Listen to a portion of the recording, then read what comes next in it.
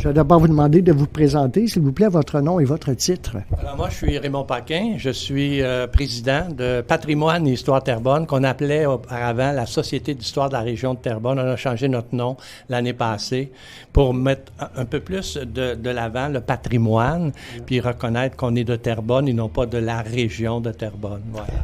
Et voilà, M. Paquin, dans le contexte du 350e, la Société Patrimoine et Histoire de Terrebonne a déjà lancé la prévente du livre, le document officiel.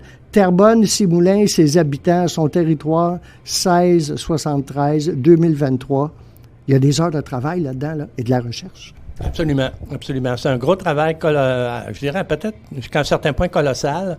Ça fait au moins 2 ans qu'on travaille là-dessus. Évidemment, on avait déjà des bases historiques, ça va de soi, mais ça nous a obligés à revoir un peu tout, là, tu sais.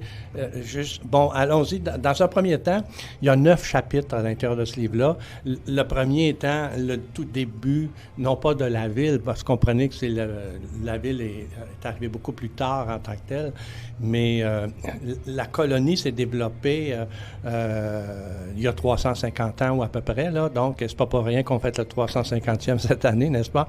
Donc, on part de là, et puis on s'en va tranquillement, pas vite, jusqu'à nos jours, jusqu'en 2022, 21-22, là, disons.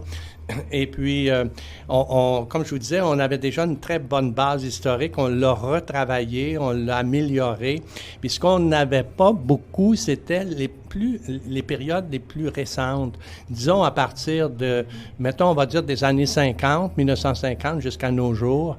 Alors ça, on a été obligé de se retremper dans l'atmosphère de l'époque, là, tu sais, de ces époques-là. Et on va arriver avec un bouquin, donc, qui devrait être, je pense, intéressant. Je l'espère, en tout cas. On y a travaillé fort et on a le lancement est prévu le 14 juin prochain. On a une entente avec le groupe Maurice qui nous a donné une commandite intéressante. Donc, on va faire le lancement au Floréa, donc qui appartient au groupe Maurice. Moi, je tiens à les remercier pour leur support, évidemment. C'est intéressant. Alors, ce livre-là, il est déjà en vente, comme vous disiez tantôt. Et puis, on espère qu'on va continuer. Ça va être un must pour les gens de la région, là, tu sais, éventuellement. Le gros défi dans ces œuvres-là, c'est souvent la véracité historique, la véracité des faits, l'authenticité des personnages dont on parle, leur époque, une documentation visuelle également à mettre là-dedans. Absolument, absolument. C'est sûr que il y a un contenu historique très important on peut pas faire d'erreur historique dans un livre comme celui-là. Il n'est pas dit qu'on traite de tout non plus, tu sais. On doit faire des choix éditoriaux, si je peux dire, à certains égards. Mais d'un autre côté, il faut s'assurer que ce qu'on écrit, c'est la vérité. Et puis, c'est vrai pour les tout débuts comme pour les années plus récentes, là, tu sais. Alors, dans ce sens-là, oui, on a travaillé très fort pour s'assurer que tout colle, là, tu sais. Et puis, évidemment, vous comprenez que c'est une œuvre à plusieurs mains. Donc, il y a plusieurs personnes qui sont impliquées à l'intérieur du projet. Donc là, on en est au stade maintenant. Les chapitres ont pas mal tous été rédigés. On est au stade de la validation, de la vérification, et puis aussi de commencer à travailler sur s'assurer que tout ce qui est écrit, ça coule de source d'un chapitre à l'autre, vous comprenez? Évidemment, comme il y a plusieurs petites mains qui ont travaillé là-dessus, il faut s'assurer que les lecteurs vont se retrouver dans le fil conducteur de tout ça. Mais on a des bonnes ressources avec nous qui nous guident, qui nous aident. Là, je pense qu'on va y arriver, honnêtement. On peut penser que ça va être en soi un document historique qu'on pourra se procurer où et à quel prix, s'il vous plaît? On va pouvoir se le procurer n'importe où. Là, dans le fond, autant dans un premier temps à la Maison d'histoire de Terrebonne qui est située sur la rue Saint-André, dans le Vieux-Terrebonne, mais on va le rendre disponible par notre site web, par le Facebook et tout. Il est dans les... Je veux dire, pour l'instant, c'est 75 $. Je pense que ça devrait peut-être pas trop varier comme prix, là, peut-être un petit peu plus éventuellement, mais pour l'instant, c'est le prix qu'on charge, là. On sent une satisfaction hautement personnelle d'avoir piloté en partie ce projet-là? Absolument, absolument. C'est un projet qui nous a... on s'est investi dans ce projet-là pendant 2 ans. Et puis, c'est intéressant, tu sais, parce que nous-mêmes, on y apprend là-dedans. Là, tu sais, on apprend à faire des textes qui vont aller dans un livre, dans un premier temps. Mais on apprend aussi à préciser des aspects historiques qu'on maîtrisait peut-être un peu moins, mais justement en faisant nos recherches, ben là on arrive à quelque chose de solide, là, tu sais, c'est ce qu'il faut se dire de toute façon.